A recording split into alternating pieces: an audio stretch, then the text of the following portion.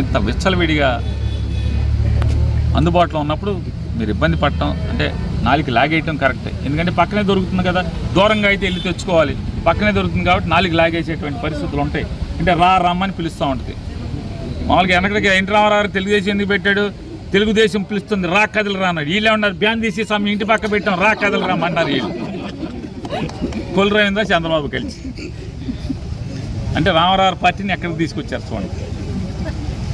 వీళ్ళు ప్రజలకు కోరుకునేది ఒకటే, అయ్యా మీరు కొంటే కొన్నారు బ్యాన్ దేని, కాస్త ఒక మూతడు వాసన చూడండి, సీసాన్ని తెరిపారా చూడండి, వాసన చూడండి, ఇంత నీళ్ళలో కలుపుకుని నోట్లో పోసుకుని బాగోపోతే అంటే రుచి తేడా ఉంటే సీసా పారేయండి. ప్రాణాల మీదకి ఎందుకు తెచ్చుకుంటారు? జాగ్రత్త అయ్యా.